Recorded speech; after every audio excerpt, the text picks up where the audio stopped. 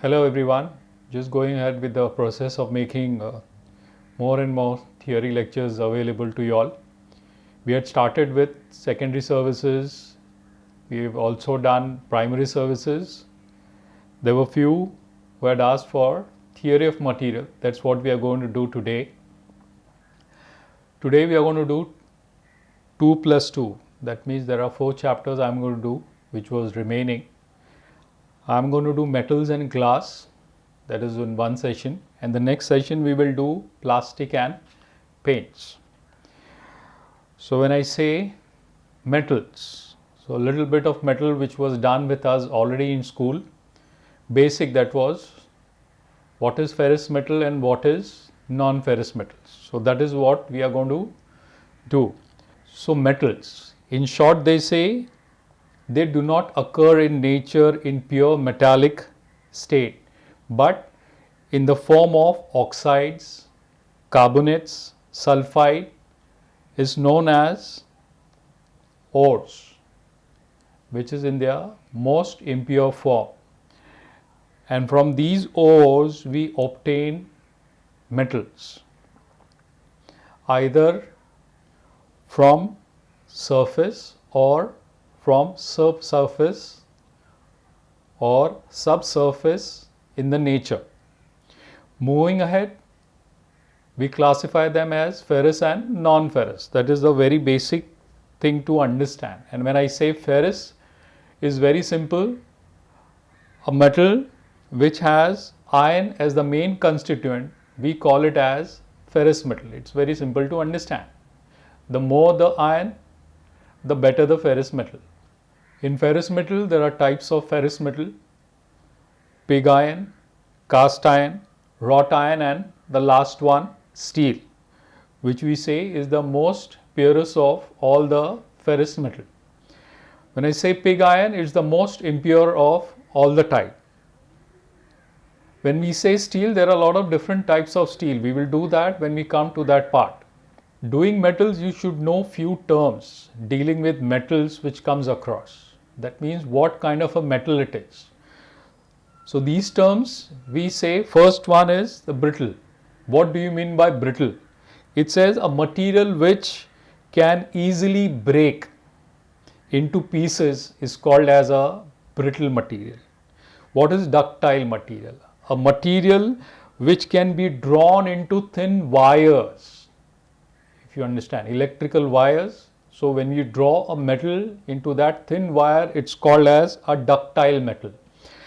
Hard material. A material which cannot be cut by a sharp tool is called as a hard material. A malleable material.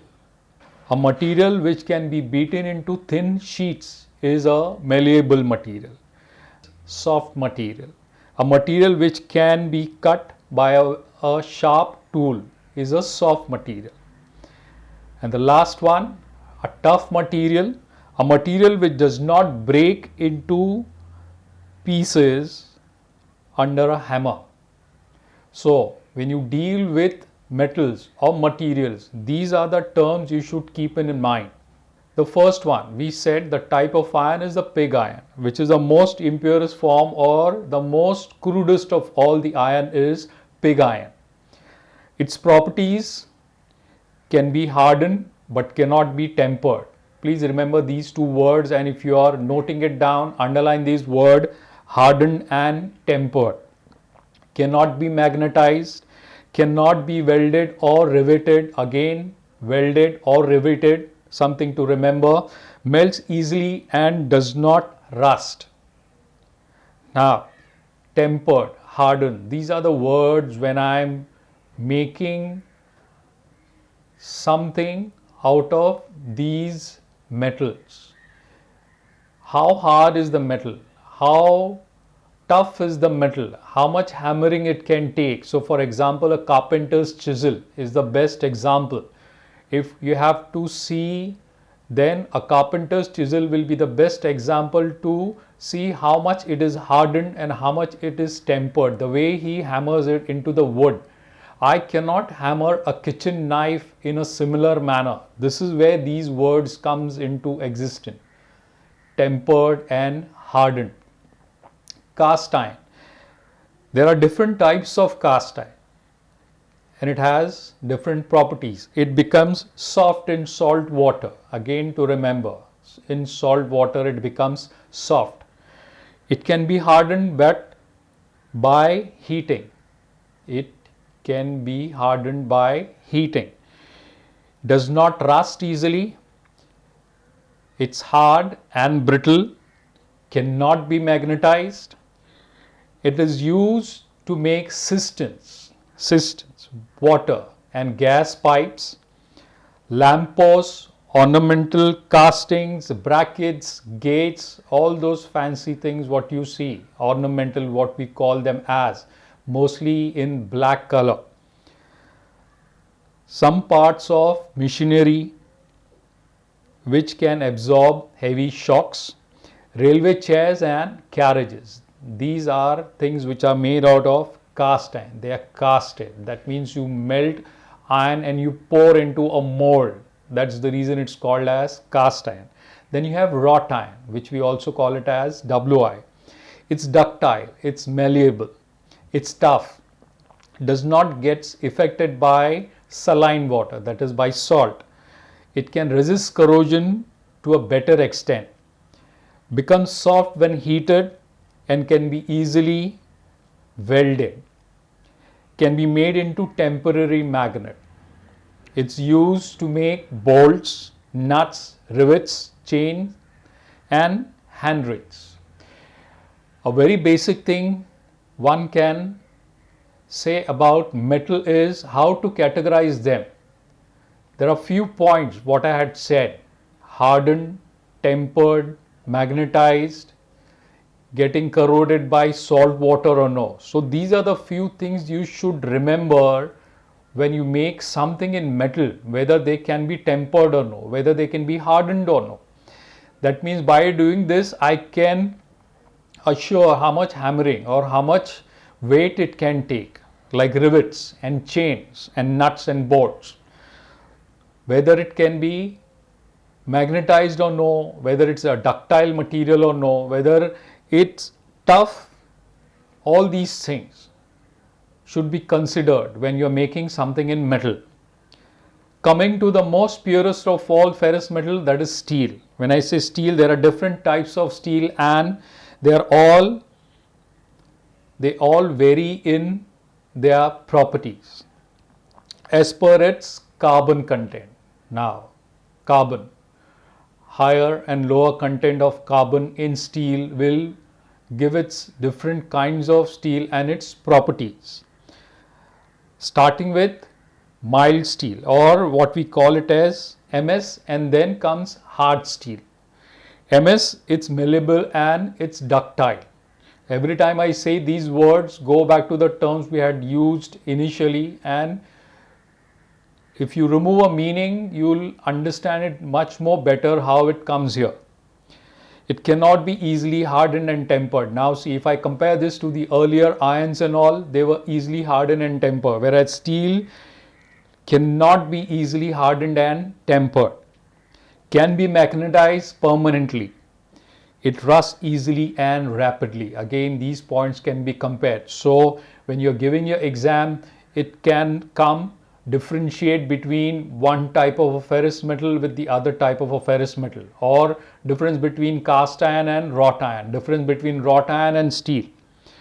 Coming to hard steel, it can be easily hardened and tempered. It is not easily attacked by saline water, can be magnetized easily. Uses depending on the carbon content. MS, we can have metal sheets, thin plates, pipes, etc. Medium carbon steel, it's used for making boiler plates, rails, etc. And high carbon steel, you can make drill bits. Drill, that is a drilling machine, the bits what is there because of which the hole comes. Drill bits, mason tools, hammers, woodworking tools. So these are the instruments I can make out of high carbon steel. Once we are done with ferrous metal, we come to non-ferrous metal. and we all know a material in which the main constituent is not iron.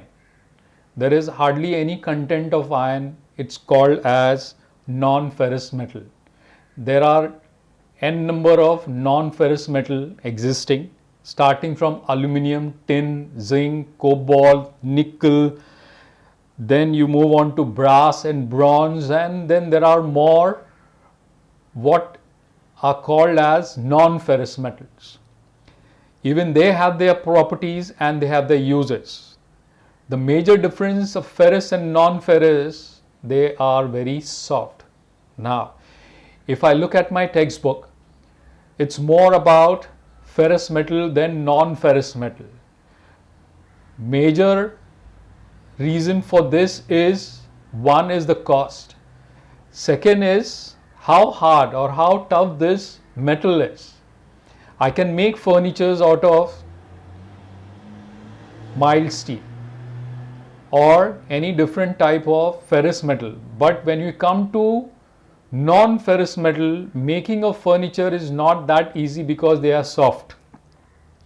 At the max, if I say aluminum, which is a non-ferrous metal, I make aluminum windows. I can make furnitures, but they will be very soft. Yes, they will be light compared to a ferrous metal. So as a designer, you should be able to compare why I am making a piece of furniture into a ferrous metal and why not with a non-ferrous metal. All these materials will have their own properties and uses. I'm not going into very much detail. You can refer the textbook. It has most of it. We did more of ferrous because that is what I use more into interiors today. Moving on with the non-ferrous, just because it's expensive, I'm using it lesser in amount or quantity, you can say. Then you have alloys. That means every metal will have their alloys. More than one metal put together, they are called as alloys. Brass and bronze are alloys of copper.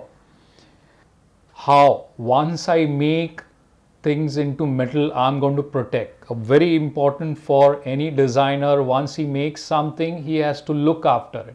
It needs to be protected. So how, if I make something in metal, I'm going to protect it? So the very best way of doing it is by painting it. But painting it will not look that good if I go on and make it look more better by putting a metal coating, that is like a zinc coating, plating, galvanizing, tin, nickel, chromium, even gold plating, silver plating, anodizing, powder coating, then coal tarring, electroplating, and the last one is enameling. These are the few things what you can put as a protective layer onto your metal, make it look more decorative. And nowadays we have more and more better way of doing protection to your metals. Please try and look out for them. Once I know what is ferrous metal, non-ferrous metal, how do they behave, how much they can carry weight, how much they look good in terms of their own luster or appearance. If I start buying them in the market, how are they available? That means in what form are they available in the market? So they are available in the market in the form of angle section. Yes, angle section, channels, corrugated sheet, what I put or use them as roofing materials. Then T section, I section, expanded metals, plates, ribbed bars, round bars, square bars, flat bars, then pipes, round, squares, finally coming to foils and papers. Yes, metal foils, that is aluminum foils what one uses in the kitchen, and papers. They are so thin you will not be able to pick them up with your normal hand also, or regular if you want to pick up as if it is a paper, it will not come into your hand. As a designer, I'm using these papers for gold leafing. Yes, gold leafing, silver leafing. I'm using them on furnitures. I'm using them on panels on the wall, even on ceiling, decorative molding. So there are these parts when I do metals. First, I know the basic of metal. Then I work out how do they behave. Then how to look after them once I have used a metal. And finally, if as a designer I want to use them, in what form I can use them. And last, the most important, if I want to put two metal pieces together, what is the way to do it? Try and find out. If I put two MS pieces together, what can I do? Can I rivet it? Can I bolt it? Can I weld it? I can't do the joinery the way I can do for carpentry, that is with woodwork. So how do two pieces of metal come together? How do they stay there? How I can put weight on it? How it can bear load? So finally coming to it, this is all what you should know as a designer and as a student. More once you step out in the market and try and find out about them. Please do so. Thank you.